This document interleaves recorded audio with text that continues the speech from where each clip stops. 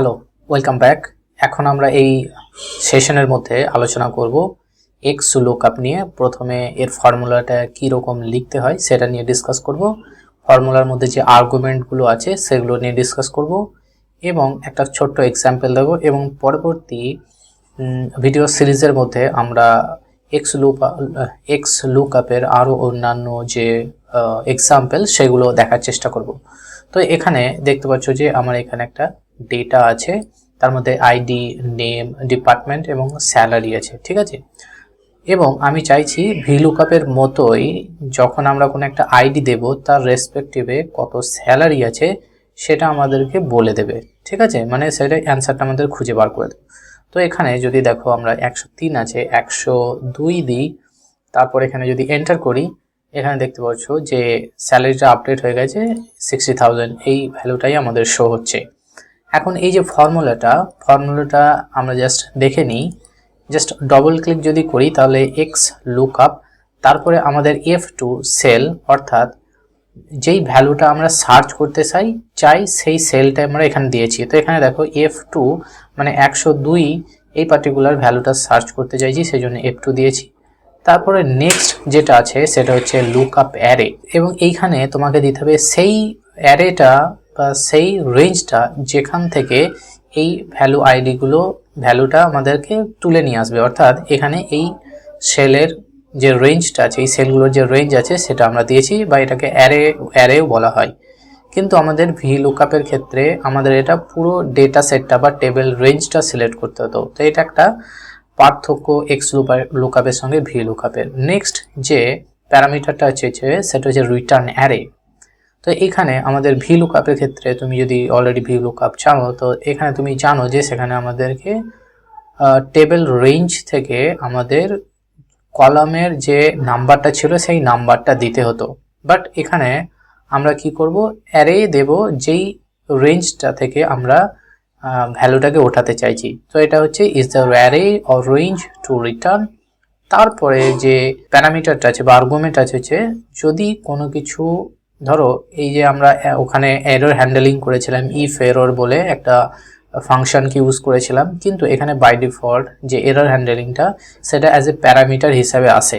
অর্থাৎ যদি আমরা 102, ধরো এখানে রেঞ্জটা টপকে গেল, 106 ভ্যালু দিলাম, যদি এখানে দিই তাহলে এই ডেটাটা ফাইন্ড আউট করতে পারবে না, তাই না? কারণ এখানে সেইটা মেনশন করা নেই, সেই জন্য পারবে না নিয়ে আসতে। তো তখন আমরা কি ভ্যালু শো করতে চাইছি সেটা আমরা দেখাতে চাইছি, অর্থাৎ সেটা নট ফাউন্ড। তারপরে যে দুটো অপশন হলো ম্যাচ মোড এবং সার্চ মোড। তো ম্যাচ মোডের ক্ষেত্রে এখানে দেখো লেখা আছে যে specify how to match the lookup value against the value in the lookup array, ঠিক আছে। তো এখানে বিভিন্ন ভ্যালু দেওয়া যায়, 0, 1, 2 এরকম ভ্যালু দেওয়া যায়। তারপরে সার্চ মোডে এখানে কি করতে হবে, specify the search mode to use by default first to last search will be used. কি ধরনের সার্চ মোড এখানে ইউজ হবে সেটা এখানে আমাদের দিতে হবে। তো এই যে লাস্টের যে প্যারামিটার দুটো সেগুলো নিয়ে আমরা ডিফারেন্ট কোনো ভিডিওতে এক্সাম দেখবো।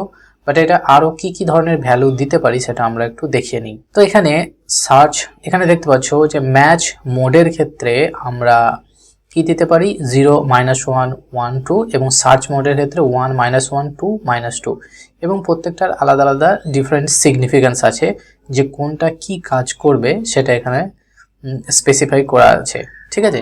তো এটা যদি তুমি পড়তে চাও তাহলে ভিডিওটা পজ করে পড়তে পারো। যখন আমরা স্পেসিফিক এই প্যারামিটার বা আর্গুমেন্টগুলো নিয়ে আলোচনা করব তখন আমরা সেই জিনিসগুলো নিয়ে ডিসকাস করব যে এগুলো কিভাবে কাজ করছে, না হলে এই স্পেসিফিক ভিডিওটা অনেকটা লং হয়ে যাবে। ওকে, এবং মনে রাখবে যে ফার্স্ট 1, 2, 3, এই যে 3টে প্যারামিটার এটা হচ্ছে ম্যান্ডেটরি, রিকোয়ার্ড, তোমাকে অলওয়েজ দিতে হবে। এবং বাকি যে 3টে প্যারামিটার আছে বা আর্গুমেন্ট আছে সেই আর্গুমেন্টগুলো হচ্ছে অপশনাল। সো এইগুলো যদি নাও দিই তাহলে কিন্তু বাকি কাজটা হয়ে যাবে যদি আমরা সার্চ মোড এবং ম্যাচ মোডটা ইউজ নাও করতে চাই। তো আমরা এই পার্টিকুলার এক্সাম্পল যেটা শো করছি সেখানে আমরা ম্যাচ মোড এবং সার্চ মোডটা ইউজ করছি না। ঠিক একইভাবে আমরা যদি এখন যেই ভ্যালুটা আমাদেরকে নেই সেটা যদি অ্যাপ্লাই করি, দেখো নট ফাউন্ড চলে আসছে, তাই না? তাই ছিল আমাদের ভিলুকআপের একটা ছোট্ট এক্সাম্পল। এই ক্ষেত্রে আমরা যদি ধরো এখানে আমাদের কেবলমাত্র আমরা স্যালারিটা নিয়ে আসছি, তাই তো? আমরা যদি মাল্টিপল কলামও এখানে নিয়ে আসতে চাই সেটাও পসিবল। আর একটা বিষয় হচ্ছে যে আর এক্স লুকআপ যেটা হচ্ছে খুবই গুরুত্বপূর্ণ, এটা লেফট টু রাইট এবং রাইট টু লেফট বরাবর দুটোই কাজ করে। অর্থাৎ আমাদের যদি এই এ কলামটা যদি আমাদের লাস্টেও থাকতো তবুও কিন্তু এটা কাজ করতো। জাস্ট আমি যদি এটাকে কন্ট্রোল এক্স করে দিই আর এখানে যদি কন্ট্রোল ভি করে দিই আর এই ধরো এই সেলটাকে আমরা ডিলিট করে দিলাম, ডিলিট কলাম এ। তো এখন আমাদের যে ফর্মুলাটা, দেখো ফর্মুলাটা এখানে এখন এই সেলটা হয়ে গেছে E2 আর যে আর এটা অর্থাৎ লুকআপ অ্যারেটা আমাদের এই যে রেড ইঙ্ক দেওয়া আছে, সার্কেল করা আছে, সরি বক্স করা আছে, এবং C2 হচ্ছে আমাদের এই স্যালারিটা। তারপরে আমাদের হচ্ছে নট ফাউন্ড, বাকিটা সেম আছে, ঠিক আছে। তখন আমি এন্টার করলাম, দেখো 106 এখানে নট ফাউন্ডই আসছে। যদি 105 দিই তাহলে দেখো ভ্যালুটা আমাদের 52,000 এটা কিন্তু ফাইন্ড আউট করে নিয়ে চলে আসছে। অর্থাৎ এই আইডিটা অর্থাৎ আমাদের লুকআপ অ্যারেটা যদি লেফটেও থাকে বা রাইটেও থাকে সেটা আমাদেরকে মাথা ঘামাতে হবে না, আমাদের এক্স্যাক্ট ভ্যালুটা আসবে। কিন্তু ভিলুকআপের ক্ষেত্রে এটা কিন্তু ডিফারেন্ট ছিল, যেটা আমরা আগের ভিডিওতে অলরেডি ডিসকাস করেছি। যদি আমরা যেটা আইডিটা ফাইন্ড আউট করছি সেটাকে অলওয়েজ লেফট সাইডেই থাকতে হবে, রাইট সাইডে থাকলে কিন্তু কাজ করবে না, ঠিক আছে। তো এই ছিল মোটামুটি আমাদের আজকের এই এক্স লুকআপ কি এবং সেই ফর্মুলাটা কিভাবে ইউজ করে কতগুলো আর্গুমেন্ট এবং একটা ছোট্ট এক্সাম্পল দিয়ে বোঝার চেষ্টা করলাম। পরবর্তী ভিডিওগুলোতে আমরা আরও এক্সাম্পল নিয়ে দেখব। So thank you for watching this video, see you in the next one, till then take care, bye by.